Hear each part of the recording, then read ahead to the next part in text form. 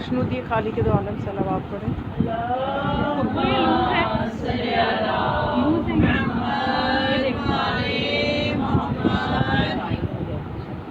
اعوذ باللہ من الشیطان اللعین الرجیم، بسم اللہ الرحمن الرحیم، الحمد للہ الذی نور قلوبنا بنور الایمان وبصر عیوننا بضوء العرفان، ثم الصلاۃ والسلام علی رسول الرحمن،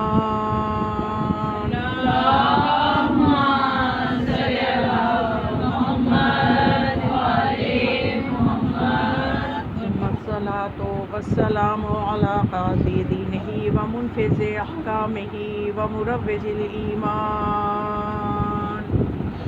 صلوات اللهم صل على محمد وعلى محمد، ثم الصلاۃ والسلام علی باقی الائمة الذین هم امناء الرحمن، بالخصوص علی سیدنا و مولانا صاحب العصر والزمان، صلوات اللهم صل على محمد وعلى محمد، ولعنۃ الدائمۃ علی اعدائہم اجمعین من یومنا ھذا الی یوم الدین، بسم اللہ الرحمن الرحیم، قال الامام علیہ السلام، ومن احبنا للہ نفعہ حبنا ومن احب لغیر ذلک فإن اللہ یفعل ما یشاء، اللهم صل على محمد وعلى محمد۔ امام سجاد اسلام کا نورانی کلام، نورانی جملہ مولا کے کلام میں سے آپ کی سماعتوں کے حوالے کر رہی ہوں، جس میں مولا یہ فرماتے ہیں، من احبنا للہ، جو ہم سے اللہ کی خاطر محبت کرے گا، جو ہمارے ساتھ اللہ کے لیے، اللہ کے واسطے محبت کرے گا، نفعہ حبنا، اس کو ہماری محبت فائدہ دے گی، ومن احب لغیر ذالک، اور اگر کوئی اس کے علاوہ یعنی اللہ کے لیے نہیں بلکہ اپنی حاجات کے لیے، اپنی پریشانیوں کے لیے، اپنے مطلب کے لیے سمجھ لیں محبت کرے گا، فإن اللہ، تو پھر یہ اللہ پہ ہے، اس کے ساتھ جو چاہے کرے، یعنی کرم ہے مولا کا کہ پھر بھی اس کو اپنی درگاہ سے یہ ہستیاں دور نہیں کرتی، اس کے لیے بھی اللہ پہ ہے کہ اللہ اس کے ساتھ جو چاہے کرے، لیکن فائدہ اس کو ہوگا جو ہمارے ساتھ محبت کرے اللہ کے لیے۔ دیکھیے بعض اوقات ہوتا یہ ہے نا کہ ہم عموماً، آپ نے بھی دیکھا ہوگا، اپنی پریشانیوں جب اکٹھی ہو جاتی ہیں، انسان کہتے ہیں میں جاؤں زیارات پہ جاؤں، امام کے در پہ جاؤں، مولا علی کے در پہ جاؤں، اپنی پریشانیوں ان کے سامنے پیش کروں، میری مصیبتیں دور کریں، تو اگر مصیبتیں دور کر دے تو وہ خوش ہو جاتا ہے، نہ دور کرے تو پریشان ہو جاتا ہے کہ پتہ نہیں اتنی دور آ کے بھی میری پریشانیاں دور نہیں ہوئی۔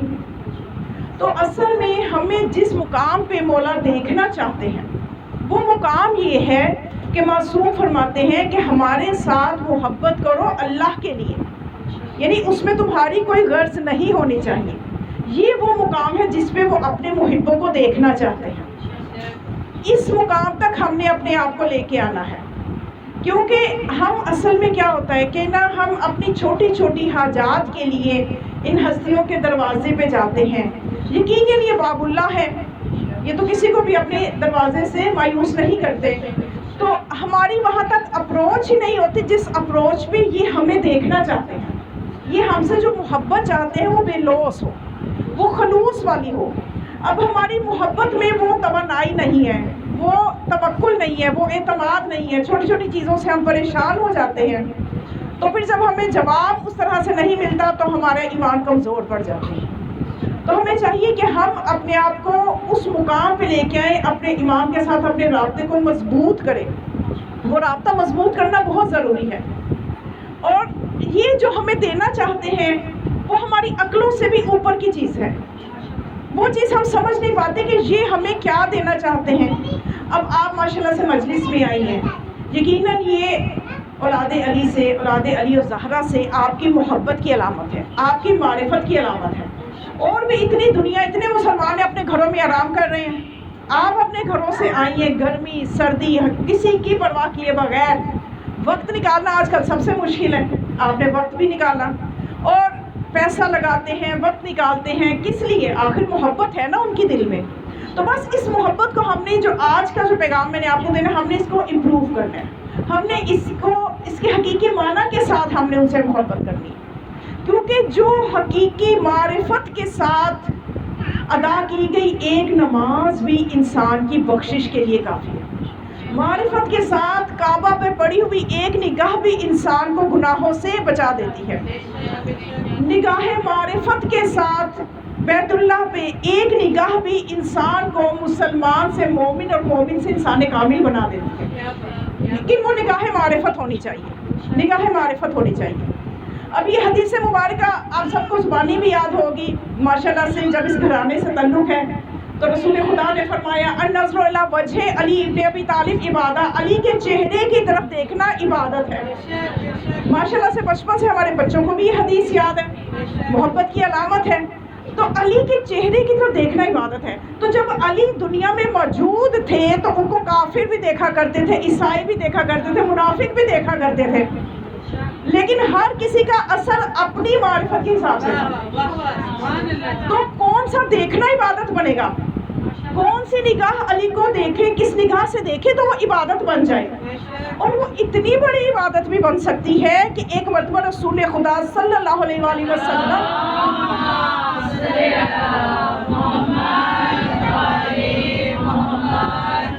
ان کے سامنے سے ایک شخص گزرا. بڑی توجہ چاہوں گی اس واقعہ سے، میں آپ کو ایک بہت اہم منزل کی طرف لے جانا چاہتی ہوں. ایک شخص گزرا تو رسول خدا نے صحابہ کے درمیان تشریف فرما تھے. آپ نے فرمایا کہ یہ جو شخص جا رہا ہے اس نے آج ایک ایسا کام کیا ہے، اس کا جو ثواب ہے اگر وہ گناہ گاروں میں تقسیم کر دیا جائے تو سب کے گناہ ختم ہو جائیں، اتنا ثواب ہے. اب یہ جو صحابہ نے سنا تو دوڑے کہ جا کے دیکھیں اس نے کیا کیا ہے، اس سے پوچھیں. جا کے اس سے پوچھا تو اس نے یہ کہا کہ تم لوگ یہ کیوں پوچھ رہے ہو؟ انہوں نے کہا بھی رسول اللہ تمہارے بارے میں یہ فرما رہے ہیں کہ تم نے کوئی ایسا کام کیا ہے کہ اگر اس کے ثواب کو تمام گناہ گاروں میں تقسیم کر دیا جائے تو ان کے گناہ بخشے جائیں. بتاؤ آخر ایسا کیا کیا ہے؟ اس نے کہا روز تو میں کام جو کرتا ہوں وہ تو کرتا ہوں، لیکن آج میں اتنا نہیں کر سکا، ابھی یہ اتنا نہیں کر سکا. تو اس کے باوجود یہ کریڈٹ، یہ ایوارڈ مل رہا ہے رسول اللہ کی طرف سے. تو انہوں نے پوچھا کہ بتاؤ کرتے کیا ہو، تو کیا کیا ہے؟ تو وہ کہنے لگا کہ آپ لوگوں نے تو یہ حدیث صرف سنی ہے نا، النظر الی وجہ علی ابن ابی طالب عبادہ، آپ نے صرف سنی ہے، میں اس پہ روزانہ عمل کرتا ہوں.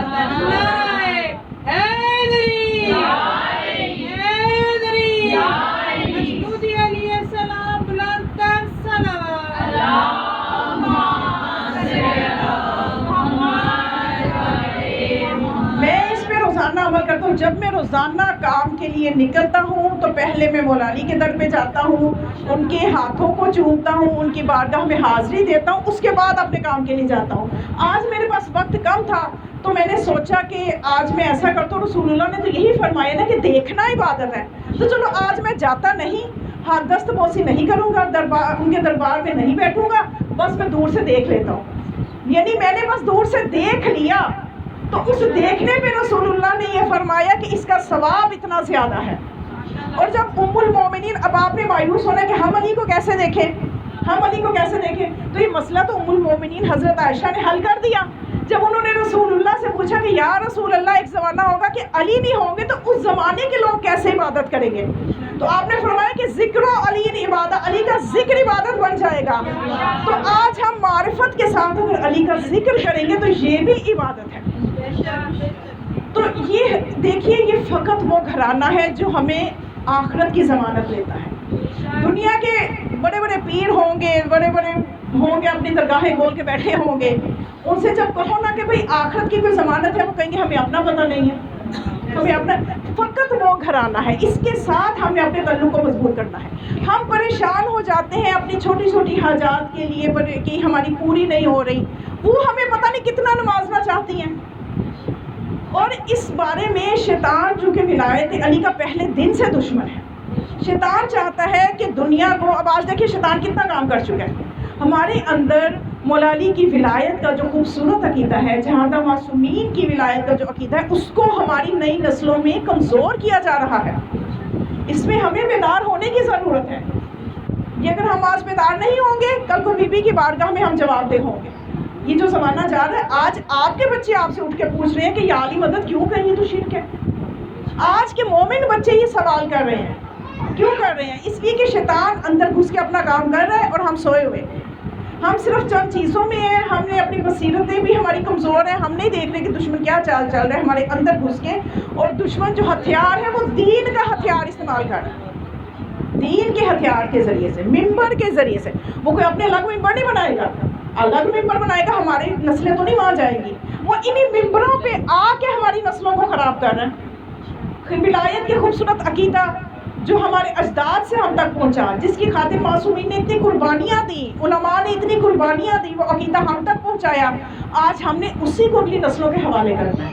لیکن افسوس ہے کہ یہ بڑی تیزی سے دشمن کام کر رہا ہے, اور ہم نے ایسی جگہ اپنے بچوں کو ایسے مجلسوں میں لے کے جانا ہے کہ جہاں آپ کو یقین ہو کہ پڑھنے والا کوئی ایسا پیغام دے گا کہ جس سے عقیدے میں مضبوطی, شک دور کرنا ہے. آج ہماری نسلیں شک میں مبتلا ہیں, شک کو دور کرنا ہے, اور اسی شک میں شیطان بڑوں کو ڈال دیتا ہے.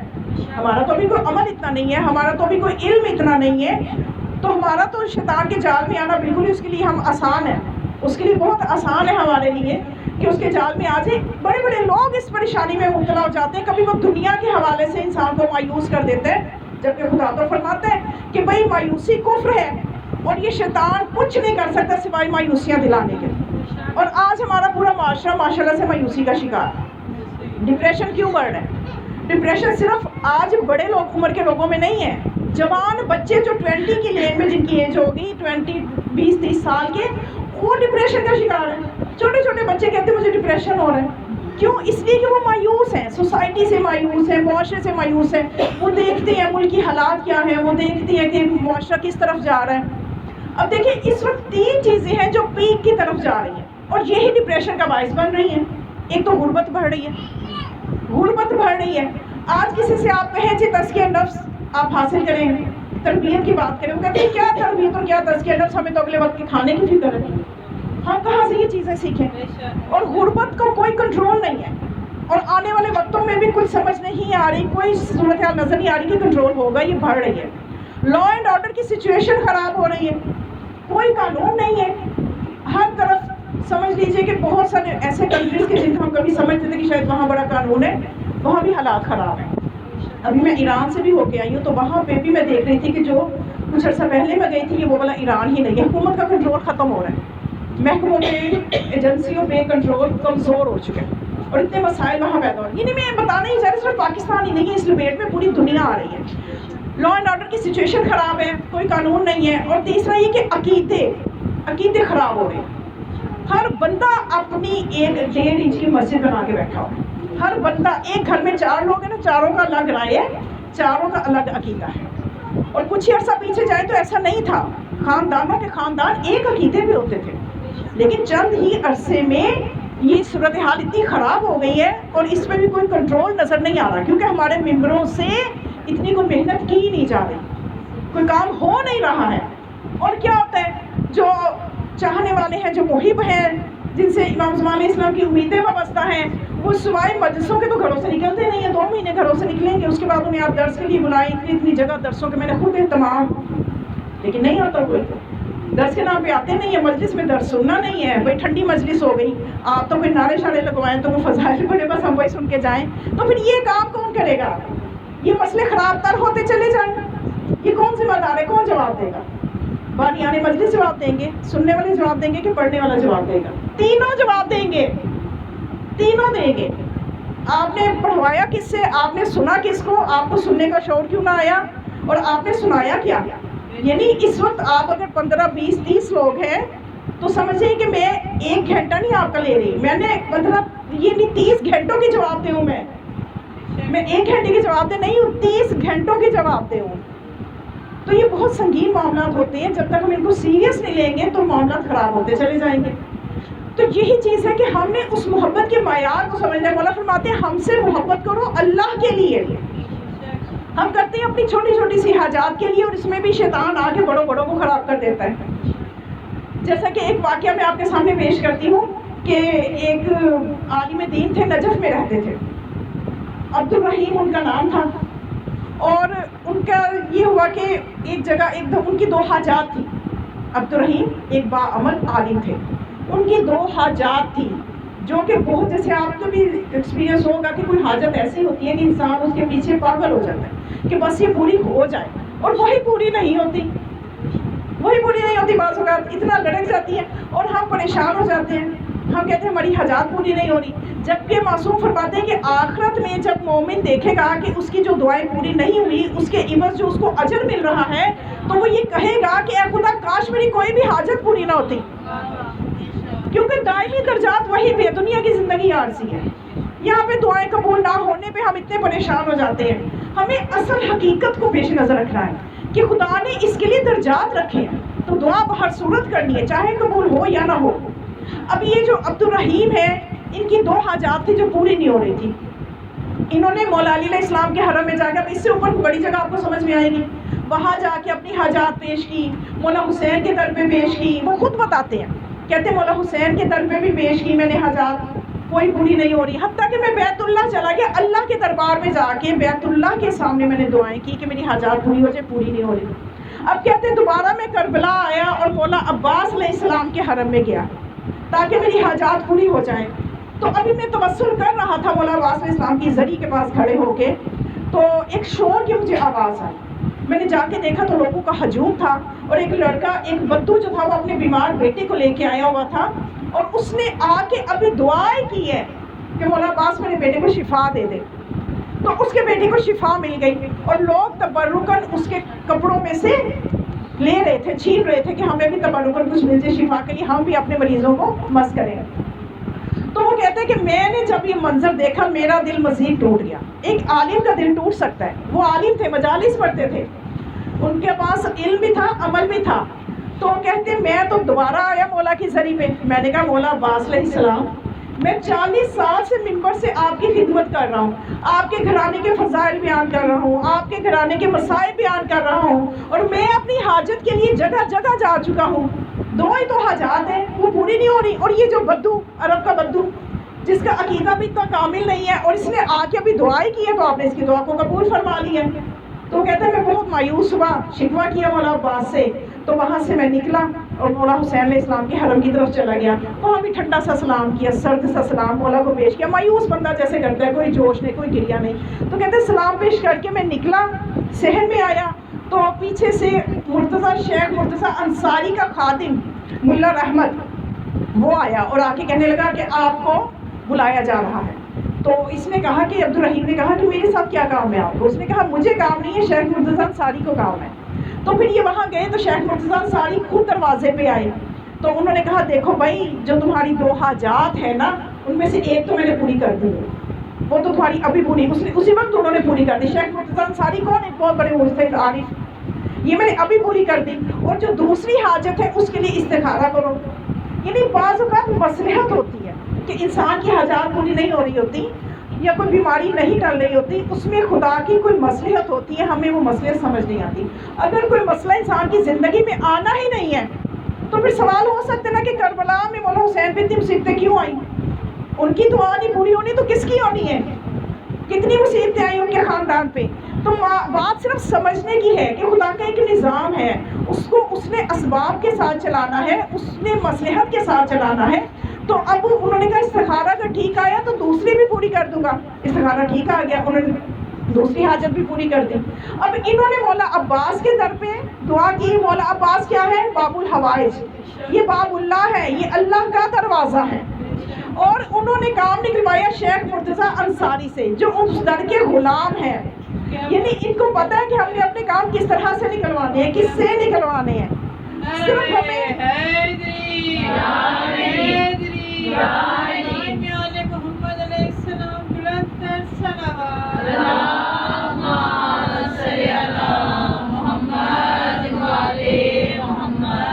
بس ہمیں ان کو سمجھنے کی ضرورت ہے, ہمیں اپنے رابطے مضبوط کرنے کی ضرورت ہے. ہمیں یہ دیکھنا ہے کہ ہمارا اپنے زمانے کے امام سے رابطہ کیوں کمزور ہے. کبھی ہم نے اس پہ وقت صرف کیا ہے؟ ایمانداری سے آپ اپنا محاسبہ خود کر سکتے ہیں کہ ہم نے اپنے زمانے کے امام سے اپنے رابطے کی کبھی فکر کی ہے. کبھی ہم نے فکر کی ہے کہ میری آنکھیں سارے جہان کو تو دیکھیں، اپنے امام کو نہ دیکھیں، میرے کان پورے جہان کی آوازیں سنیں، اپنے امام کی آواز نہ سنیں؟ کبھی ہم نے اس چیز کی تکلیف محسوس نہیں کی؟ ہمیں اپنے آپ کو اس اسٹیج پہ لے کے آنے کہ ہم تکلیف محسوس کریں کہ ہم اپنے امام سے رابطہ کیسے مضبوط کر سکتے ہیں۔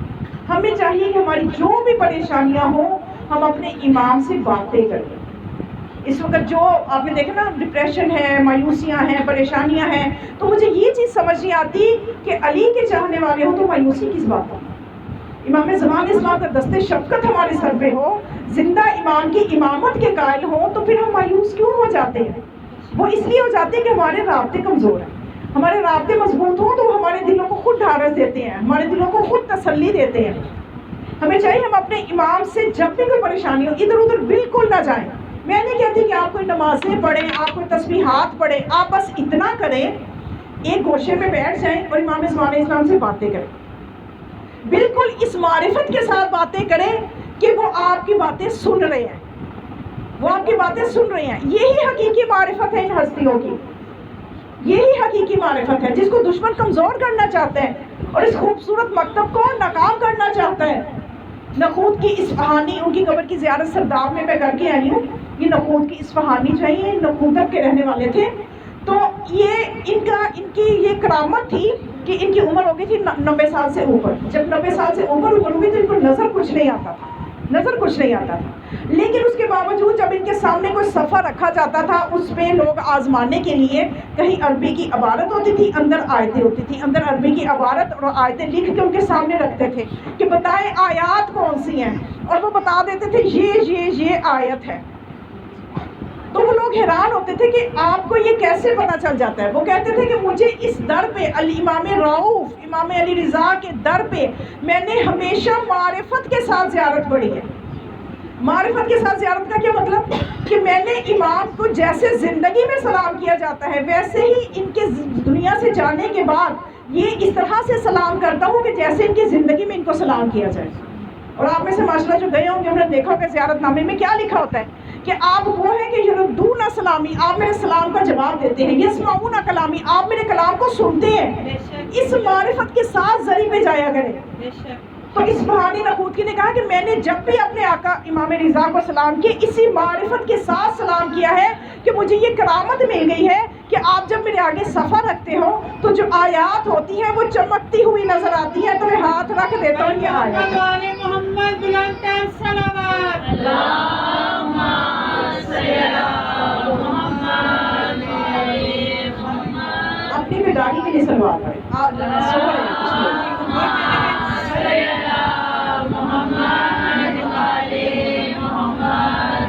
دیکھیں جب آپ اس فرش اعضاء پہ آ گئے ہیں نا، اب آپ نے یہ نہیں سمجھنا کہ یہ راشدہ بابی کے گھر کا کوئی فرش ہے، یہ حرم حسینی والی ہے۔ اور یہ میں نہیں کہہ رہی، روایات سے یہ چیز ثابت ہے۔ خود مولا حسین علیہ السلام فرماتے ہیں کہ جہاں میرا ذکر ہوتا ہے، جہاں میرے نام کی مجلس ہوتی ہے، وہ جگہ میرے حرم کا درجہ رکھتی ہے۔ اس وقت آپ حرم حسینی میں بیٹھے ہیں اور آپ اسی جذبے کے ساتھ، اور جہاں پہ آل محمد کا ذکر ہوتا ہے شک ہی نہیں ہے کہ وہاں چاروں طرف فرشتے گھیر لیتے ہیں، چاروں طرف، اور وہ استغفار کرتے ہیں۔ اور یہ ممبر ہمیں بیدار ہونے کے لیے ملے، سونے کے لیے بڑی زندگی بڑی ہے، 2 مہینے نا، اس کے بعد 10 مہینے تو ہم نے سونا ہے، ایسے ہی نا۔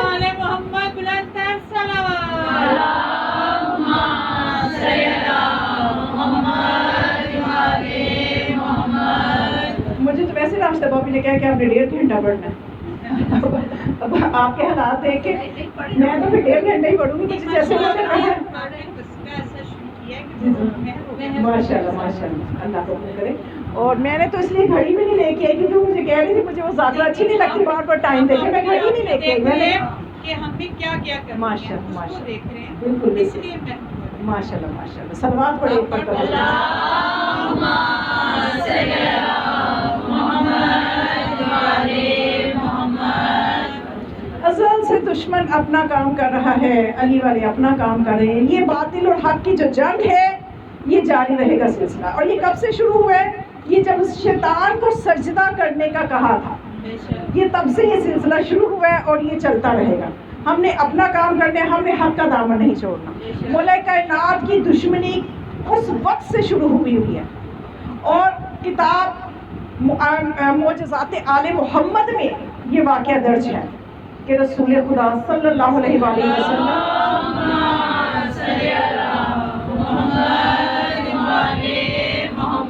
ان کے پاس ایک شخص آیا. ابھی مولا کی ولایت کا میں آپ کو بتا رہی ہوں کہ یہ کتنا ضروری ہے ہمیں اس کو معرفت کے ساتھ سمجھنا اور اگلی نسلوں میں منتقل کرنا. شیطان اپنا کام کر رہا ہے, ہم نے اپنے دلائل کے ساتھ اپنے بچوں کو یہ چیز پہنچانی ہے. تو یہ کتاب معجزات آل محمد میں یہ واقعہ موجود ہے کہ ایک شخص رسول خدا کی خدمت میں آیا اور آگے کہنے لگا کہ میں دور دراز کے علاقے سے آیا ہوں اور مجھے یہ, کیونکہ آپ اپنے صحابہ کے ساتھ تشریف فرما تھے اور آپ کی سادگی کا یہ عالم تھا کہ اکثر واقعہ آپ میں ملتا ہے کہ جو آپ کو پہلی دفعہ ملنے آتا تھا اسے پتہ نہیں چلتا تھا کہ رسول کون سے ہیں. یعنی نہ تو آپ بلند مقام پہ بیٹھتے تھے نہ ہی آپ اپنے لیے الگ جگہ بناتے تھے, سب کے ساتھ مل کے بیٹھتے. اب یہ سادگی کا عالم دیکھیے آپ, کائنات کا رسول ہے, انبیاء کا سردار ہے, کہ آنے والے کو پوچھنا پڑ رہا ہے کہ تم میں سے محمد کون ہے, تم میں سے اللہ کا رسول کون ہے. تو جب بتایا گیا محمد بلند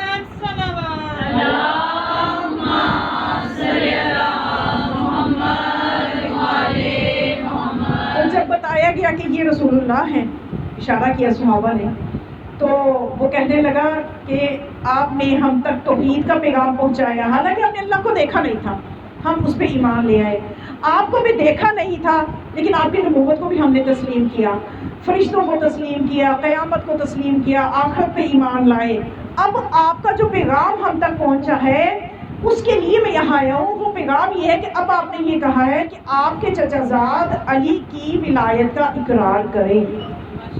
تو آپ مجھے یہ بتائیے کیا یہ اللہ کی طرف سے ہے کہ ہم آپ کے چچا زاد علی کی ولایت کا اقرار کریں, انہیں آپ کا ولی مانیں, انہیں آپ کا وصی مانیں, انہیں اللہ کی حجت مانیں آپ کے بعد؟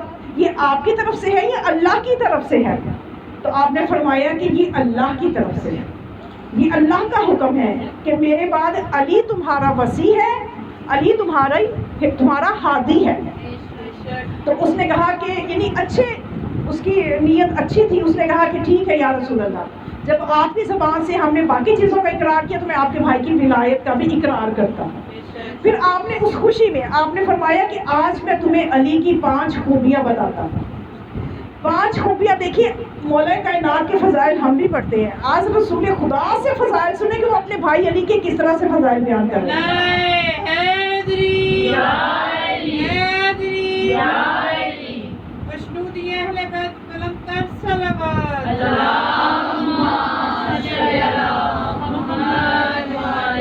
آپ نے فرمایا میرے بھائی علی کی پہلی خوبی یہ ہے, پہلی صفت یہ ہے, پہلا ایک فضیلت یہ ہے.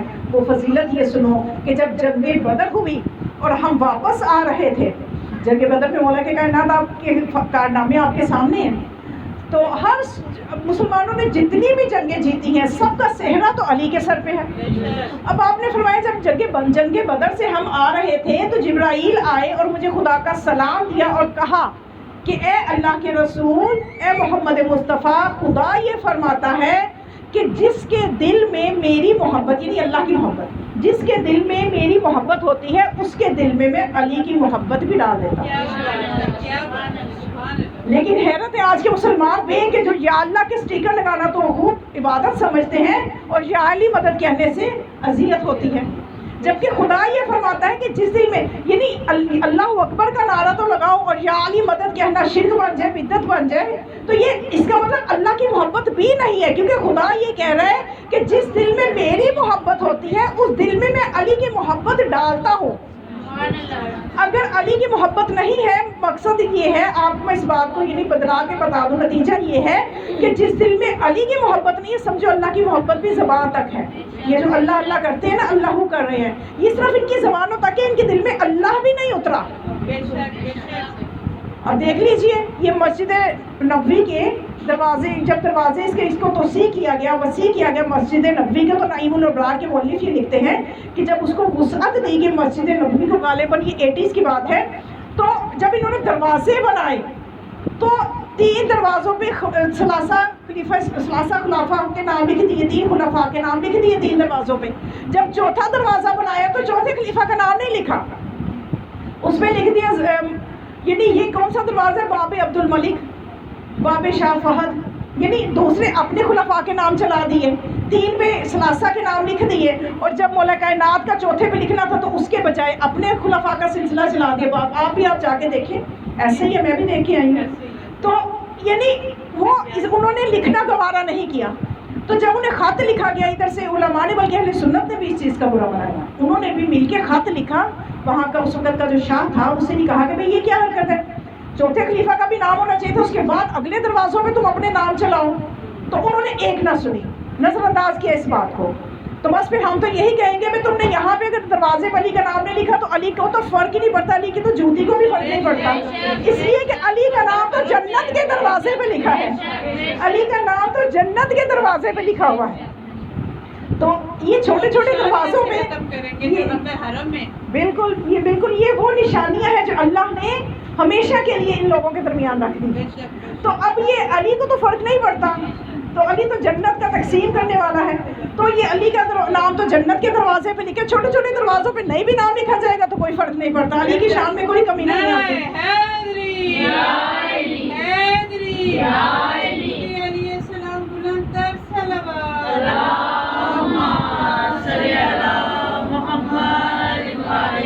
پھر آپ نے فرمایا دوسری فضیلت میرے بھائی علی کی یہ ہے کہ جب ہم جنگ احد سے آ رہے تھے تو اس وقت پھر جبرائیل آئے اور آ کے انہوں نے سلام بھیجا اور مجھے کہا کہ اے محمد مصطفیٰ، خدا یہ فرماتا ہے کہ نماز اگر مسافر پڑھے تو اس کو قصر کر سکتا ہے حالت مسافرت میں، نماز کو 2 رکعت یعنی 4 رکعت کی نماز کو 2 رکعت کر کے پڑھے، اور اگر بیمار ہے تو روزہ چھوڑ سکتا ہے، اگر غریب ہے تو حج کو ترک کر سکتا ہے، نہ کرے، اور اگر اسی طرح سے دولت نہیں رکھتا تو زکوٰۃ نہ دے، خمس نہ دے۔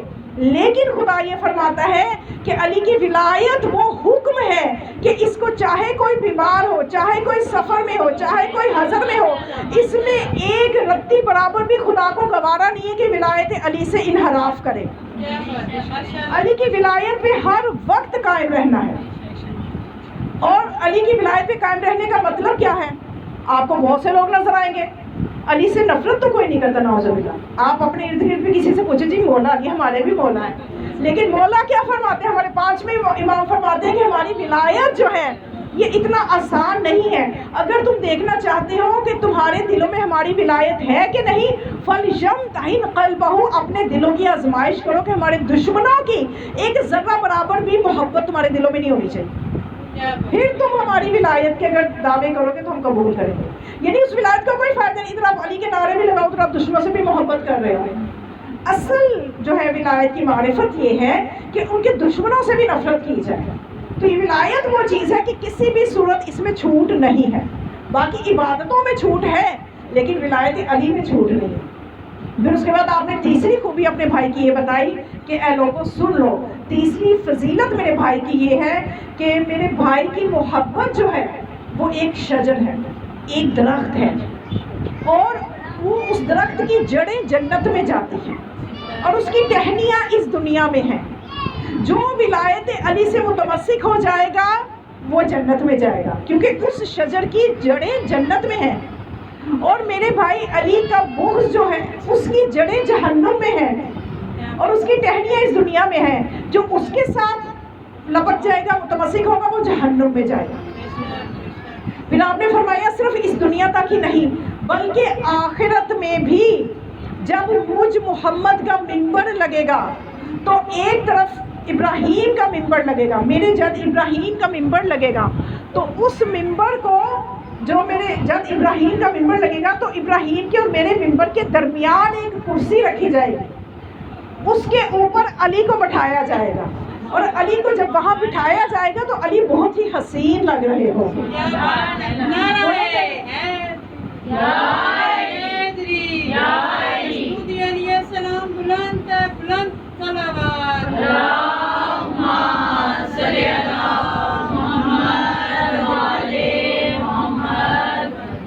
بس مولا کائنات کے ساتھ جو دشمنی اور جو بغض ہے، ہر امام کو، صرف یہ ہمارا زمانہ نہیں کہ ہم ان چیزوں کو فیس کر رہے ہیں، کہ مولا کے بھوز میں کبھی کچھ ہو رہا ہے، کبھی کوئی تماشا یہ لگا رہے ہیں، کبھی کوئی یا کوئی خوشی کا دن آتا ہے تو کوئی نہ کوئی فوتی ہو جاتی ہے ان کی، کوئی نہ کوئی مسئلے نکل آتے ہیں. یہ صرف ہمارے ساتھ نہیں ہے، ہر امام نے سوچے کہ ہم تو ابھی چاہنے والے ہیں نا جو براہ راست ان کے وارث ہیں، ان کو کن مشکلات کا سامنا تھا اپنے زمانے میں. بنو امیہ کا دور ہے، بنو عباس کا دور ہے، تو ہمارے زمانے کے جو امام تھے، جتنے ہمارے امام ہیں، اپنے اپنے زمانے کے دشمنوں کو، حکومتوں کو فیس کیا انہوں نے، اور ان حکومتوں کو انہوں نے کس طرح سے مقابلہ کیا؟ اپنی حکمت عملی سے. اپنی حکمت عملی سے انہوں نے اپنے دادا علی کے فضائل کو بھی آگے پہنچایا ہے.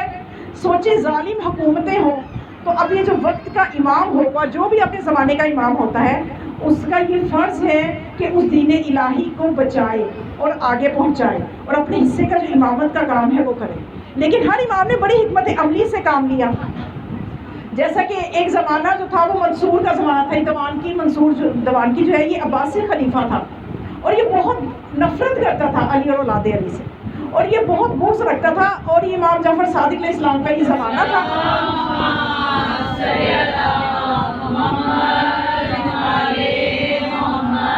ایک دن اس نے بڑے جلال میں، بڑے غصے میں، اس نے اپنے ایک ملازم ربیع کو، اپنے خادم کو ربیع کو بھیجا امام کے پاس، اور ربیع سے یہ کہا کہ تم اسی وقت جعفر کو، نعوذ باللہ، ظاہر ہے وہ تو اسی طرح سے نام لے گا نا، کہ تم ابھی کے ابھی جعفر کو میرے پاس حاضر کرو اور اس کو ایسے رستے سے لے کے آنا کہ پورا رستہ اذیت دیتے رہنا. یہ آپ اندازہ کریں کہ اماموں نے کیا مشکلات.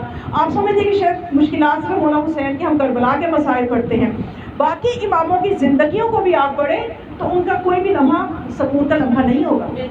صرف ہمارے وہ مطالعہ میں اور سننے میں وہ چیزیں کم آتی ہیں. تو اب اس نے کہا کہ اس طرح سے لے کے آنا کہ پورے رستے اذیت دیتے ہوئے لے کے آنا.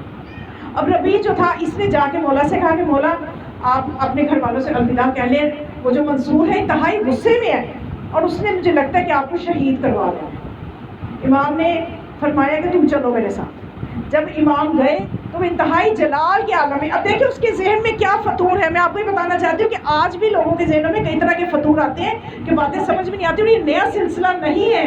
علی والوں کو یہ چیزیں کب سے فیس کرنا پڑ رہی ہیں. اب وہ یہ کہتا ہے کہ اے جعفر، مولا کا نام لے کے گستاخی کے ساتھ یہ کہتا ہے کہ آپ کے جد علی کے بارے میں رسول اللہ نے یہ فرمایا کہ میرے بھائی علی کے اتنے فضائل ہیں کہ اگر میں لوگوں کو بتا دوں تو وہ میرے بھائی علی کے قدموں کی خاک کو اسی طرح سے سرما بنائیں گے جیسے عیسیٰ کے قدموں کی خاک کو ان کے چاہنے والے سرما بناتے تھے. تو اس طرح سے انہیں میرے بھائی علی کے اتنے فضائل ہیں، ابھی میں نے بتائے نہیں. ابھی حالانکہ آپ اگر تاریخ کا مطالعہ کریں نا، رسول اللہ کی زندگی کا مطالعہ کریں، تو آپ کو جو رسول اللہ کی زندگی کا بیشتر حصہ اسی فضائل علی میں ہی نکلتا ہوا نظر آئے گا. کہ جگہ جگہ پہ ساری عمر لگتا ہے کہ آپ کا کام ہی یہی ہے، آپ کا منصب نبوت ہی یہی ہے، علی کے فضائل بتانا. یعنی علی علیہ السلام نے آنکھیں آپ کے ہاتھوں پہ کھولی اس وقت سے آپ کے فضائل لے کے. تو جب رسول اللہ اس دنیا سے گئے تو ان کا سر علی کی گود میں ہے. تو آپ کی پوری زندگی فضائل علی میں گزری. تو ہم بھی اگر علی کے فضائل بیان کرتے ہیں تو ہم سنت رسول پہ عمل کرتے ہیں. تو اب رسول اللہ نے یہ فرمایا، تو اب وہ جو تھا منصور، اس نے یہ کہا کہ آپ کے جد علی کے بارے میں تو رسول نے اس طرح سے فرمایا کہ جیسے عیسیٰ کے قدموں کی خاک لوگ اپنی آنکھوں کا سرما بناتے تھے، تو آپ نے فرمایا اگر میں علی کے فضائل بتاؤں تو علی کے چاہنے والے بھی لوگ اسی طرح سے کریں گے. اور پھر یعنی فضائل ابھی پورے پہنچائے نہیں. اور پھر آپ کے دادا علی کا یہ فرمان ہے کہ میرے بارے میں دو طرح کے لوگ ہلاک ہوں گے. ایک ایسا محب جو غلو کرے گا، ایسا محب جو غلو کرے گا، یعنی فضائل کو اتنا بڑھا دے گا. غلو کیا ہے؟ مطلب غلو یہ کہ فضائل کو اتنا بڑھا دے گا کہ جیسے نعوذ باللہ علی اللہ کے نعرے لگ رہے ہیں. غلو میں اب آپ ادھر نہ چلے جائیں کہ یہ علی مطلب کہنا غلو ہو جائے گا، ایسا نہیں ہے. غلو کا مطلب یہ کہ ربوبیت تک لے جانا، یا یہ سوچنا کہ اللہ نے تمام اختیارات جہاں معصومین کو دے دی ہیں، اب اللہ کے پاس کچھ نہیں رہا، اب اللہ فارغ ہے. یہ بھی نعوذ باللہ ہمارا ایسا عقیدہ نہیں ہے. اور جو لوگ ایسا عقیدہ رکھتے ہیں وہ اسلام سے خارج ہے. اور ہم اگر علی سے مانگتے ہیں، اب بچے یہ سوال کرتے ہیں کہ ہم اگر وسیلہ بنا لیں کہ یا اللہ مولا علی کے وسیلے سے ہمیں یہ عطا کر تو ٹھیک ہے، اور اگر ہم کہتے ہیں یا علی آپ ہمیں دے دیجئے تو یہ ٹھیک نہیں ہے، تو میں کہتی ہوں بیٹا یہ بھی ٹھیک ہے وہ بھی ٹھیک ہے. اگر آپ براہ راست بھی کہہ لو گے نا یا عباس ہماری مدد کرے یا علی ہماری مدد کرے، لیکن آپ کے پیچھے آپ کا عقیدہ ساؤنڈ ہے، وہ عقیدہ یہ ہے کہ علی جو بھی دیں گے اللہ کے دیے ہوئے میں سے دیں گے، اور علی مخلوق ہے، اللہ خالق ہے، اور اگر اللہ نے اپنے اختیارات میں سے شہادہ معصومین کو تصرفات دیے ہیں تو اللہ کے تصرفات کیا محدود ہے کہ ان کو دینے سے اس کے پاس ختم ہو گئے؟ اس کا مطلب آپ کی توحید کمزور ہے، آپ نے اللہ کو نہیں پہچانا، آپ نے اللہ کو نہیں اللہ کو پہچانا ہوتا تو آج ان کے تصرفات پہ اعتراض نہ کرتے۔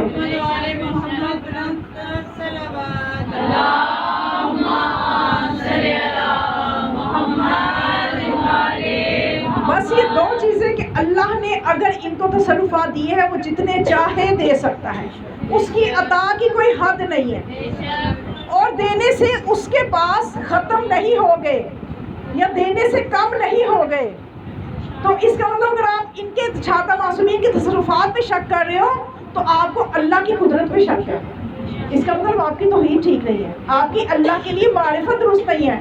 اگر وہ معرفت اللہ کی آپ نے اس در سے لی ہوتی کہ جن کو اللہ نے اپنی معرفت کے لیے خلق فرمایا ہے تو کبھی بھی شرک اور بدعت جیسی باتیں ہماری زندگی میں آ ہی نہیں سکتی، کیونکہ خدا خود کہتا ہے کہ اے محمد میں نے تمہیں خلق ہی اپنی معرفت کے لیے کیا ہے، میں نے شہادہ معصومین کو خلق ہی اپنی معرفت کے لیے کیا ہے، تو پھر اس میں تو کوئی شک کی گنجائش نہیں رہ جاتی۔ تو اب یہی بات ہے کہ اس نے کہا، منصور کی طرف پھر میں آ گئی کہ منصور یہ کہنے لگا عباسی خلیفہ کہ آپ کے دادا علی نے فرمایا کہ میرے بارے میں 2 لوگ جہنم میں جائیں گے، ایک غلو کرنے والا محب، یعنی محب ہوگا محبت کرنے والا لیکن محبت میں غلو کی حد تک چلا جائے گا۔ غلو کیا ہے؟ ربوبیت کی منزل پہ لے جانا۔ بات صرف اتنی سی ہے کہ موقع دنیا میں مولا کائنات نے فرمایا کہ آپ ہمیں نزلون عن الربوبیہ، کہ ہمیں ربوبیت سے نیچے رکھو، صرف یہ ایک بات سمجھ لیں کہ ہمیں ربوبیت سے نیچے رکھو۔ وَادْفَعُوا عَنَّا خَطْوَةَ الْإِنسَانِيَّةِ، اور انسانی حدود کو ہم سے دور رکھو، ہم تم جیسے بھی نہیں ہیں۔ یہ ہم ہر وقت اپنے پہ لا کے تولتے رہتے ہیں نا کہ بھئی یہ کیسے چشم زدن میں وہاں کیسے چلے گئے، یہ علی ایک ہی وقت میں مختلف جگہ پہ کیسے چلے گئے، یہ علی جو ہے یہ مطلب اس طرح کے ان کے جتنے معجزے، مردوں کو کیسے زندہ کر دیا، مردے کو ٹھوکر ماری کیسے زندہ ہو گیا، سورج کیسے پلٹ آیا، یہ سب چیزیں تبھی آتی ہیں جب ہم ان کی معرفت نہیں رکھتے، جب ہم اللہ کو نہیں سمجھے تب یہ چیزیں آتی ہیں۔ یہی چیز نئی نسل کی سمجھنے کی ہے، صرف یہی ایک لائن اگر آپ سمجھ جائیں کہ مولا فرماتے ہیں ربوبیت سے نیچے رکھو، اپنے جیسا بھی نہ سمجھو، اس کے بعد تم ہمارے لیے جتنا بھی بیان کرو، ہمارے جتنے بھی فضائل بیان کرو، تم ہماری فضیلت کو پہنچ ہی نہیں سکتے، پہنچ ہی نہیں سکتے، اس لیے کہ نحن اسرار اللہ، ہم اللہ کا راز ہے، ہم اللہ کا راز ہے، اللہ کا راز ہے۔ تو بات صرف اتنی سی ہے جو دنیا کی سمجھ میں نہیں آ نہیں رہی یا سمجھنا چاہ نہیں رہے، یا شیطان نے اس طرح سے شکنجے میں لے لیا ہے کہ آج ہمیں ہماری اس مکتب کو کمزور کرنے کے لیے انہوں نے سب سے پہلی ولایت کو کمزور کر رہا ہے ذہنوں میں۔ تو اب یہ منصور دوانگی نے کہا کہ اے جعفر، آپ کے دادا علی تو یہ فرماتے ہیں کہ ایک ایسا محب جو غلو کرے اور ایک میرا دشمن، یہ دونوں جہنم میں جائیں گے۔ اور آپ کے دادا علی نے یہ اس لیے کہا کہ تاکہ لوگ ان کے بارے میں تجاوز نہ کرنے لگ جائیں، تجاوز نہ کرنے لگ جائیں، انہیں رب نہ سمجھنے لگ جائیں۔ آپ کے دادا علی نے اس لیے کہا۔ اور حضرت عیسیٰ نے بھی قرآن میں الفاظ موجود ہیں، حضرت عیسیٰ کو جب ان کے حواری ان کے قدموں کی خاک اٹھا کے سرما بناتے تھے، اور جب حضرت عیسیٰ نے مردوں کو زندہ کیا تو حضرت عیسیٰ نے، اور جب وہ عیسیٰ کو خدا سمجھنے لگے تو پھر حضرت عیسیٰ نے ان سے کہا کہ میں خدا نہیں ہوں، میں جو کچھ بھی کرتا ہوں بإذن اللہ کرتا ہوں، اللہ کے اذن سے کرتا ہوں۔ تو عیسیٰ نے بھی لوگوں کو وضاحت دی۔ لیکن اے جعفر، میں آپ سے یہ پوچھتا ہوں کہ وہ حسد تھا نا اس کے اندر، منصور کے اندر حسد تھا، کہنے لگا کہ میں دیکھتا ہوں کہ آج زمانے کے لوگ آپ کو حجت خدا کہہ رہے ہیں، آپ کو کہہ رہے ہیں کہ جعفر جو ہے، امام جعفر جو ہے یہ زمانے کی حجت ہے اور یہ اللہ کا نور ہے، اور یہ اللہ کا وہ نور ہے جن کی وجہ سے تاریکیوں سے نکلا جاتا ہے۔ آپ کے بارے میں اتنی بڑی بڑی باتیں کہہ رہے ہیں اور آپ خاموش ہیں، آپ بڑوں کی سنت پہ عمل کیوں نہیں کر رہے؟ مسئلہ سمجھ میں آیا ہے؟ یعنی حالانکہ تخت پہ منصور بیٹھا ہوئے، حکومت اس کے پاس ہے، دولت اس کے پاس ہے، کچے گھر میں امام جعفر صادق رہ رہے ہیں اور اس کو حسد، محمد دیکھیے نا, حسد تو وہ کرے نا جو مطلب اگر وہ رہ رہا ہوتا کچے گھر میں, امام رہتے کسی محل میں, پھر تو وہ حسد کرتا. یہاں پہ الٹی چکی چل رہی ہے, امام رہتے چھوٹے سے گھر میں, نہ امام کی کوئی فوج ہے, نہ امام کے پاس کوئی دولت ہے, حکومت تم کر رہے ہو, اتنی بڑی مملکت تمہاری ہے, اور حسد بھی وہی کر رہا ہے. کیوں؟ اس لیے کہ جو لوگوں کے دلوں میں امام کی محبت تھی اس وجہ سے وہ حسد کر رہا تھا. اور اس نے طریقہ یہ نکالا کہ دیکھو حضرت عیسیٰ نے بھی لوگوں کا منہ بند کیا, آپ کے دادا علی نے بھی لوگوں کا منہ بند کیا, تو آپ کیوں نہیں لوگوں کو منع کرتے, آپ کے کیوں اتنے فضائل بیان کرتے ہیں؟ تو امام نے اس کی بات کو بڑی تسلی سے سنا, اور امام کی حکمت عملی دیکھی ہے. امام نے فرمایا کہ اے منصور دیکھو, میں شجر نبوت کی شاخ ہوں, میں شجر نبویہ کی شاخ ہوں, میں بیت نبوت کی کرن ہوں, میں اللہ کا روشن چراغ ہوں, اور میں کلمہ باقیہ ہوں, اور میں شریف گھرانے کا پروردہ ہوں. جب آپ نے اپنا تعارف کروایا نا کہ تم کہتے ہو کہ میں اپنے فضائل کو کم کروں, پہلے تم سمجھو کہ میں ہوں کیا. تو جب اپنے فضائل مولا نے بتائے تو وہ اس نے کیا, اس پہ اثر دیکھیے, اس پہ اثر یہ ہوا کہ وہ کہنے لگا ربی سے, وہی ربی جس کو بھیجا تھا نا غصے میں, ربی سے کہنے لگا ربی پتہ نہیں اس شخص میں ایسی کیا بات ہے کہ جب بھی میں اس سے بات کرتا ہوں مجھے لگتا ہے یہ علم کا سمندر ہے, اور علم کا ایسا سمندر ہے کہ جس کی گہرائی تک نہیں پہنچ سکتے, اور اس کے اندر سے جو چشمے پھوٹتے ہیں وہ علم اور کرم اور دیانت کے چشمے پھوٹتے ہیں. اس تو جب امام نے اس کی یہ بات سنی, ربی کو یہ کہہ رہا تھا, تو امام نے فرمایا, اب امام کی حکمت عملی دیکھیے, اسی حکمت عملی کو ہم نے اپنے زمانے میں لینا ہے. بلا وجہ کے جوش جذبے دکھانا ہی ہر وقت ضروری نہیں ہوتا کہ ہر وقت سڑکوں پہ نکلے رہے. اماموں کی حکمت عملیاں بھی تو دیکھیں کہ جتنا ان کو دشمنوں کا سامنا تھا ہمیں تو ابھی ہے نہیں, کہ بالکل دشمن حکومتیں جو جب چاہے علی والوں کے سر کٹوا کے پہاڑ بنا دیتی ہیں, تو کس طرح سے ائمہ نے اپنی امامت کے کام کی ہے, کس طرح سے اپنے پیغام کو آگے پہنچایا ہے. تو امام نے جب اس نے اس کا طبیعت بدل گئی تو امام نے کہا کہ دیکھو منصور, لوگوں کی باتوں میں نہ آیا کرو. خدا بھی قرآن میں فرماتے ہیں کہ پہلے تم چھان بین کر لو, کیونکہ ربی کو جو غصہ تھا نا منصور کے کان بھرے تھے کچھ لوگوں نے کہ امام جعفر جو ہے نا وہ بھی فوج کٹھی کر رہے ہیں, وہ کہ دولت کٹھی کر رہے ہیں, تو اس کو غصہ تھا. تو امام نے فرمایا لوگوں کی باتوں میں نہ آیا کرو, بنی ہاشم تمہارے خیر خواہ ہیں, بنی ہاشم تمہارے دشمن نہیں ہیں, لوگوں کی باتوں میں نہ آیا کرو. تمہیں قطع رحمی نہیں کرنی چاہیے بلکہ تمہیں صلہ رحمی کرنی چاہیے. تم کس طرف چل پڑے ہو؟ جب اس طرح کی نصیحت کی تو اس میں وہ بیدار ہو گیا, کہنے لگا کہ آپ نے یقیناً مجھے فرزند رسول آپ نے مجھے بیدار کر دی اور بڑی اچھی نصیحت کی. اس کے بعد امام و اکرام کے ساتھ امام کو رخصت کیا.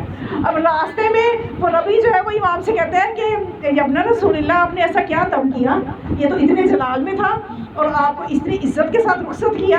تو امام نے فرمایا بس جو دعا میں نے پڑھی ہوئی ہے, یہ دعا آج ہمارے لیے بھی وظیفہ ہے, اگر ہم اس دعا کو پڑھ لیں تو یہ ہمارے لیے بھی بہت سی مشکلات سے بچنے کا سبب ہو سکتی ہے. تو امام نے یہ فرمایا کہ میں نے خدا سے دعا یہ کی, اللہم انی اسألک بعینک اللاتی لا تنام, اے خدا مجھے میری حفاظت فرما اپنی نہ سونے والی آنکھ سے, اور مجھے اپنی پناہ میں لے لے, اور دشمن کی جتنی بھی بڑی طاقت ہو وہ تیری طاقت کے آگے ان کا کوئی ارادہ نہیں چل سکتا.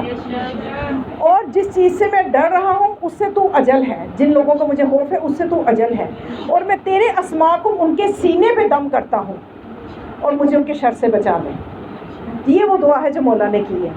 تو اس طرح سے یہ نہیں, یہ وہ وظیفے اور دعائیں جو اپنے زمانے میں, یہ دعائیں جو ہے یہ خزانہ ہیں جو ہمارے لیے بھی. آج یہ ویڈیو بھی میں اپلوڈ کر دوں گی, اس میں میں اس دعا کی عربی بھی کر دوں گی شیئر, تو آپ چاہیں تو اس کو لے سکتے ہیں.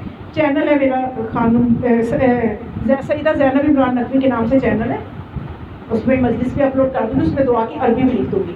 تو اس دعا کو آپ اپنا وظیفہ بنائیں اس دور میں جب کہ دشمنوں کا خطرہ ہے, کوئی بھی پریشانی ہے, تو جس چیز سے بھی خوف ہے وہ خوف دور ہو جائے گا انشاءاللہ. تو یہ چیز ہے کہ ہمیں اس درس سے وابستہ ہونے کی ضرورت ہے.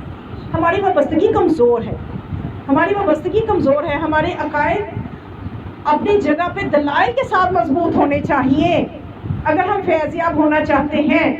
اور جس نے اپنے آپ کو فیضیاب ان ہستیوں سے کیا, ان کا مقام اتنا بلند ہو گیا کہ ان کے لیے اپنے امام کی زیارت کوئی مشکل بات نہیں ہے, کوئی ناممکن بات نہیں ہے. آج چونکہ جناب عباس علیہ السلام کے علم کی زیارت ہے, اس لیے میں چاہتی ہوں کہ تھوڑا سا میں تعلقیہ بتا دوں آج آپ کو کہ جناب عباس کا زمانے کے امام سے کیا تعلق ہے. امام زمان علیہ السلام کا جناب عباس امام زمان علیہ السلام کی نظر میں کیا مقام رکھتے ہیں، کیا عظمت رکھتے ہیں؟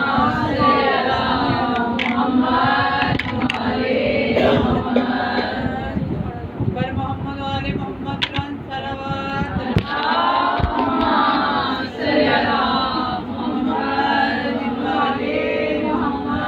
امام زمان علیہ السلام، جناب عباس علیہ السلام کیا مقام رکھتے ہیں امام زمان علیہ السلام کی نظر میں، ہمیں یہ پتہ ہونا چاہیے۔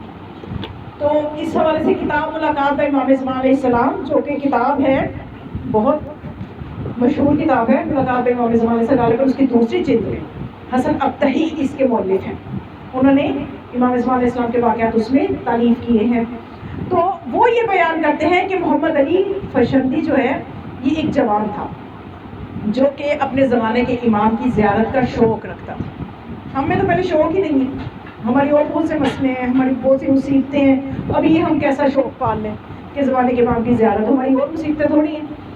تو لیکن یہ اپنی اپنی وہی بات ہے نا کہ جس کو ہے شوق تو ہے، آج ہی آپ اس فرش اعضاء میں شوق پیدا کر کے جائیں، نہیں ہے تو مانگ کے جائیں کہ ہمیں وہ شوق ملے کہ ہم اپنے زمانے کے امام کو دیکھیں، اس فرش اعضاء سے لے کے جائیں۔ آج جناب عباس سے بہت سی چیزیں ہم لیتے ہیں نا کہ ہمیں یہ کر دیں وہ کر دیں، آج یہ لے کے جائیں مولا کے نام سے کہ مولا ہمارا تعلق ہمارے زمانے کے امام سے قائم کر دیں، ہمارا رابطہ مضبوط کر دیں۔ یہ چیزیں مانگا کریں اس در سے، باقی سب وہ دے دیں گے۔ یہ جتنے بھی ہمارے مسئلے ان کو پتہ ہے، بتانے سے پہلے ہی پتہ انہوں نے دے دینے ہیں، ہمیں جو چیز مانگنی وہ یہ ہے۔ تو اب وہ محمد علی فرشندی جو کہتا ہے کہ میں نے کئی حج اسی شوق میں کیے کہ اپنے امام کو دیکھ سکوں، غالباً چوتھا یا پانچواں حج تھا۔ تو کہتے ہیں کہ میں نے جوانی میں ہی اپنے آپ کو نا تزکیہ نفس، برائیوں سے بچا لیا تھا، تزکیہ نفس کی راہ پہ ڈال دیا تھا، ہر نیکی انجام دیتا تھا۔ یہاں تک کہ جب چوتھا یا پانچواں حج تھا، چونکہ میرا ایکسپیرینس ہو گیا تھا، تو میرے ذمہ حاجیوں کے کام تھے کہ میں ان کو تھوڑے اعمال بھی بتاؤں اور ان کو جگہ وغیرہ کے حوالے سے گائیڈ کروں۔ تو کہتے ہیں کہ میں نے 7 ذی الحج کو ہی میدان عرفات میں حاجیوں کا سامان لے کے پہنچ گیا۔ حالانکہ وہاں عموماً حاجی جو وہ 7 ذی الحج کو نہیں جاتے، 8 کو جاتے، لیکن یہ اچھی جگہ حاصل کرنے کے لیے میدان عرفات میں یہ کہتے ہیں کہ میں 7 کو ہی اپنے ساتھیوں کا سامان لے کے خیر میں اچھی جگہ نصب کر دیے۔ اب یہ 7 ذی الحج کی رات تھی، تو وہاں کے جو تھے دربان وغیرہ اور جو وہاں کی پولیس تھی، اس نے کہا کہ تم اتنی رات کو آ گئے ہو یہاں پہ سامان لے کے، ابھی چور ڈاکو آئیں گے تم سے تمہارا سامان چھین لیں گے، تم خود ذمہ دار ہو، ابھی تو کوئی بھی نہیں آیا یہاں پہ اور تم آ گئے ہو۔ تو اس نے کہا کہ میں اپنے سامان کی حفاظت خود کر لوں گا، آپ پریشان نہ ہو۔ کہتے ہیں میں نے اپنا خیمہ لگایا اور اپنی چیزوں کو میں نے وہاں پہ رکھ لیا۔ اب آج کے زمانے میں تو اس طرح سے خیمے نہیں وہاں لگانے پڑتے، اب تو حکومت کی ذمہ داری ہے، وہ خیمے لگا کے باقاعدہ ہر بندے کو الاٹ ہوتے ہیں۔ تو اب یہ کہتا ہے کہ میں نے خیمہ لگا کے تو اندر بیٹھ گیا۔ اب مجھے ڈر تو تھا ہی کہ کوئی ابھی چور ڈاکو آ جائے کچھ لے جائے، لیکن کہتے ہیں کہ اتنے میں نے دیکھا کہ ایک جوان جس کے سر پہ سبز رنگ کی شال تھی اور وہ میرے خیمے کے اندر آ گیا اور آ کے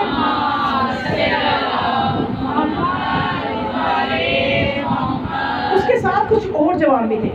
مطلب میں نے بہت سے واقعات میں یہ چیز دیکھی کہ امام زمان علیہ السلام اکیلے نہیں اپنے مشن کے لیے کام کر رہے، ابھی بھی کچھ جوان ان کے ساتھ اس وقت بھی امام کی آرمی میں ان کا ساتھ دے رہے تھے، اور یہاں بھی امام اکیلے نہیں ہیں، ساتھ کچھ جوان ہیں۔ تو اب وہ باہر رہے، ان کو باہر روکا اور وہ اندر وہ ہنستے آ گئے۔ تو کہتے ہیں کہ میں نے سلام دعا ہوئی تو پہلے میں گھبرایا، لیکن جب انہوں نے میرے سلام کا اتنے پیار سے جواب دیا تو میرے دل میں ان کی جگہ بن گئی اور میرا خوف دور ہو گیا۔ تو اس کے بعد مجھے کہنے لگے، وہ شخص مجھے یہ کہنے لگا کہ اے محمد علی تو خوش قسمت ہے، تو خوش قسمت ہے، تو خوش قسمت ہے۔ کہنے لگا، میں نے پوچھا کہ اس کی کیا وجہ ہے کہ میں خوش قسمت ہوں؟ تو وہ کہنے لگا، یہ جو آج کی رات تم نے یہاں قیام کیا ہے نا، میرے جد حسین نے بھی اسی رات یہاں قیام کیا تھا، اور اس کے بعد تمہیں یہ اعزاز مل رہا ہے کہ تم یہاں قیام کر رہے ہو۔ تو پھر اس کے بعد کہنے لگا کہ آج کے اعمال کیا ہیں؟ تو اس جوان نے کہا کہ آج کی رات کی 2 رکعت نماز ہے، جس میں دونوں رکعتوں میں سورہ الحمد کے بعد 11 مرتبہ سورہ توحید پڑھی۔ تو کہتے ہیں کہ میں نے مل کے ہم نے نماز پڑھی، اور نماز کے بعد جب وہ دعا مانگنے لگے تو میں نے دیکھا وہ دعا جو مانگ رہے تھے وہ میرے اوپر ایسا اثر کر رہی تھی کہ میری آنکھوں سے آنسو آ رہے تھے، میری آنکھوں سے آنسو جاری ہو گئے، اور میں نے کوشش کی کہ اس دعا کو میں یاد کر لوں۔ جب میں نے یاد کرنے کی کوشش کی تو انہوں نے مجھے کہا کہ یہ دعا یا تو نبی کو یاد ہوتی ہے یا نبی کے وصی کو یاد ہوتی ہے، یہ آپ اگر یاد کرو گے بھی تو بھول جائے گی، یہ آپ کے بس میں نہیں۔ تو کہتے ہیں کہ اس کے بعد میں نے ان سے پوچھا کہ اس وقت میں آپ سے مجھے لگتا ہے کہ آپ بہت بڑے عالم ہیں، مجھے بتائیں کہ اس وقت زمانے کا امام کہاں ہے؟ اس کی تو یہی جستجو تھی. تو اس جوان نے کہا کہ زمانے کا امام اس وقت اسی خیمے میں ہے. اب یہ سننے والے کی اپروچ ہے کہ امام کا تصرف ہے، امامت کا تصرف ہے کہ وہ کہہ رہی ہے، وہ سن رہا ہے، لیکن وہ اس کو اس طرح سے درک نہیں کر رہا، سن رہا ہے، درک نہیں کر رہا. امامت کے تصرف کے پہرے بیٹھے ہوئے ابھی عقل پہ. تو اس جوان نے کہا کہ اسی خیمے میں موجود ہیں. تو پھر کہنے لگا اچھا اسی خیمے میں موجود ہے. تو پھر آپ مجھے یہ بتائیے کہ میں چاہتا ہوں کہ آپ بہت بڑے عالم ہیں، میں آپ کو اپنا عقیدہ بیان کروں کہ میرا صحیح عقیدہ ہے. یعنی ہمیں دیکھیں اس وقت ضرورت ہے. میں نے تاریخ میں بھی دیکھا بڑے بڑے علماء اپنا عقیدہ، جب 11 امام موجود تھے تو اماموں کے پاس جاتے تھے، اپنے عقیدے چیک کرواتے تھے، کیونکہ عقیدے میں کبھی بھی خرابی آ سکتی ہے. یہ عقیدے کا دشمن سارے ہر وقت موجود ہے. وہ تو آخری سانس میں بھی کوشش کرے گا یہ انسان بغیر ایمان کی دنیا سے جائے. آخری وقت تک شیطان کی کوشش ہے. اس لیے دعاؤں میں ہمیں یہ کہا گیا ہے کہ آخری وقت تک ایمان کی دعا مانگو. تو اب یہ کہنے لگا، میں نے عقیدہ سنایا، توحید کا عقیدہ بیان کیا، اس کے بعد میں نے ولایت کا عقیدہ بیان کیا. تو انہوں نے فرمایا تمہارا ولایت کے بارے میں بھی عقیدہ بہت اچھا ہے. اس کے بعد وہ کہنے لگے کہ اچھا ایسا کرو کہ اب مجھے، پھر اس کے بعد انہوں نے کہا کہ آپ کیا کل، مطلب کیا امام جو ہوگا زمانے کا وہ کل کس جگہ پہ ہوگا؟ تو اس نے کہا وہ جبل رحمت کے پاس ہوں گے. پھر اس نے کہا کہ کیا وہ زیارت کروائیں گے؟ تو اس نے کہا کہ جوان نے کہا کہ نہیں، زیارت نہیں کروائیں گے. وہ لوگوں کو دیکھ رہے ہوں گے، لوگ بھی انہیں دیکھ رہے ہوں گے، لیکن لوگ انہیں پہچان نہیں رہے ہوں گے، پہچانتے نہیں ہوں گے، دیکھتے ہوں گے، پہچانتے نہیں ہوں گے. تو پھر اس کے بعد کہنے لگا کہ آپ کیا وہ امام جو ہیں یہ زائرین کے حاجیوں کے خیموں میں سے کسی کے خیمے میں آئیں گے؟ تو وہ کہنے لگا ہاں آئیں گے، تمہارے خیمے میں تو ضرور آئیں گے، تمہارے خیمے میں ضرور آئیں گے.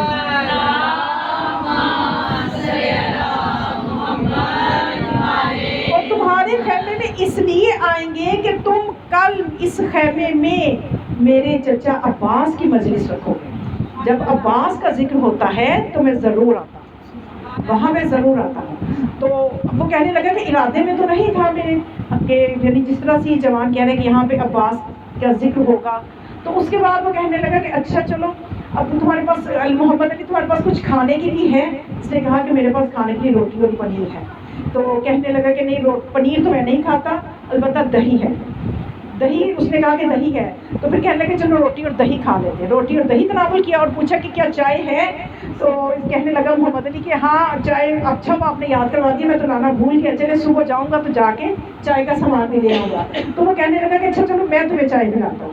خیمے سے باہر گیا وہ جوان، اور جب چائے لا کے پلائی تو اس کی ایسی خوشبو اور ایسا ذائقہ تھا کہ کبھی نہ ایسی چائے پی تھی نہ ایسی خوشبو سونی تھی. پھر کہنے لگے کہ اے محمد علی میں آپ کو 200 درہم دیتا ہوں، میرے والد کی طرف سے ایک عمرہ نیابت میں کر دو.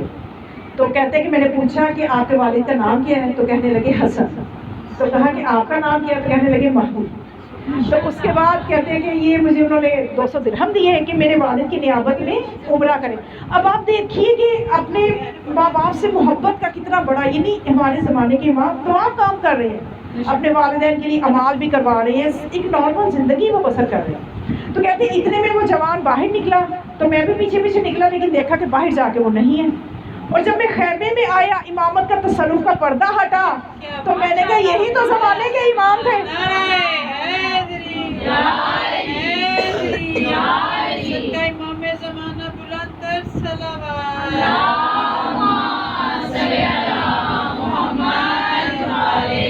یہ میرا نام بھی جانتے تھے، یہ میری ساری باتوں سے واقف تھے. تو یہی تو زمانے کے امام تھے جو اپنا نام بھی مہدی بتا رہے تھے، اپنے والد کا نام حسن بتایا. اور میں نے جب ان کی گال پہ بوسہ دیا تو سیاہ رنگ کا تل تھا جو کہ بہت خوبصورت، ان کے دائیں رخسار پہ تل تھا جس پہ میں نے بوسہ دیا.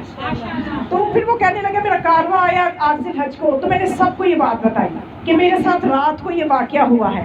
اور انہوں نے یہ بھی کہا ہے کہ وہ آئیں گے، ہمارے خیمے میں ضرور آئیں گے. تو کہتے ہیں ابھی میں نے اگلی بات نہیں بتائی تھی کہ مجلس، اسی وقت خیمے میں مجلس شروع ہوئی اور جو قافلے کا سالار تھا اس نے بغیر پلاننگ کے اس نے جناب عباس کا ذکر شروع کر دیا، جناب عباس کے فضائل بیان کیے. اس کے بعد جب مسائل بیان کرنا شروع کیے تو کہتے ہیں کہ ایسے لگ رہا تھا کہ در و دیوار رو رہے ہیں، در و دیوار سے پانی نکل رہا ہے. تو کہتے ہیں کہ میں نے کہا کہ انہوں نے کہا تھا میں آپ کو، میری آنکھیں تلاش کر رہی تھی.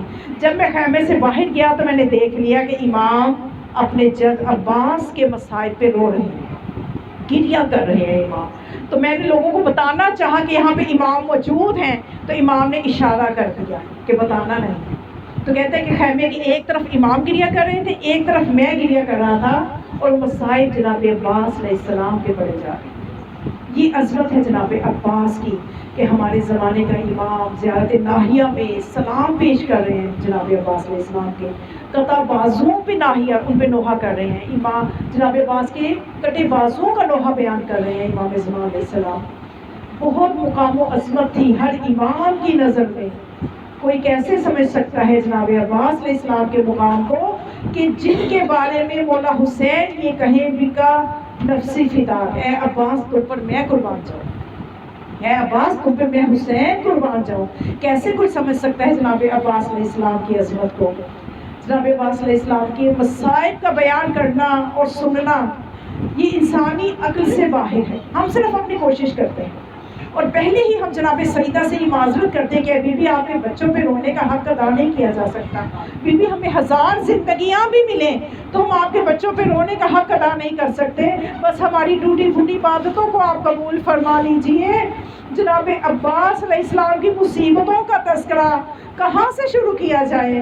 میں کہتی ہوں جناب عباس علیہ السلام کے لیے سب سے بڑی مصیبت کا وقت تب شروع ہوا کہ جب علی اکبر کے جنازہ پہ مولا حسین جب پہنچے, جب علی اکبر شہید ہو گئے اور گنج شہداء میں ان کی لاش کو لا کے رکھ دیا گیا. جب قاسم کی لاش کے ٹکڑے, جب قاسم پامال ہو گیا, جناب عباس کے لیے بہت مشکل یہ مرحلہ تھا, کیونکہ عباس یہ جانتے ہیں کہ مجھے دعاؤں میں حسین کی مدد کے لیے مانگا جا رہا ہے. اب وہ عباس دیکھ رہے ہیں کہ میرے ہاتھوں کے پالے ہوئے شہید ہو کے آ رہے ہیں, میرے ہاتھوں کا پالا ہوا علی اکبر شہید ہو گیا, میرے آقا حسین کا لخت جگر شہید ہو گیا, اور جناب قاسم کی لاش کی پامالی دیکھ لی, انہوں محمد کے لاشیں اٹھا لیے. اب ایک وقت وہ آ گیا کہ جناب عباس مولا حسین کے پاس آ کے کہتے ہیں اے آقا حسین اب مجھے بھی اجازت دے دیجئے, اب مجھے بھی میدان میں جانے کی اجازت دے دیجئے. تو ایک مرتبہ مولا حسین کی مظلومیت کا جملہ مومنات آپ سنتی ہیں نا کہ مولا حسین کی مظلومیت کا جملہ ہے کہ حل من ناصر ینصرنا, کون ہے جو میری مدد کرے. لیکن جس جملے میں مجھے امام کی انتہا کی مظلومیت نظر آئی, میں آج آپ کو وہ جملہ سماعتوں کے لیے پیش کر رہی ہوں. رونا آئے یا نہ آئے یہ آپ کی معرفت پہ منحصر ہے. مولا حسین نے ایک مرتبہ یہ کہا کہ اے عباس تم تو میرے لشکر کے علمدار ہو.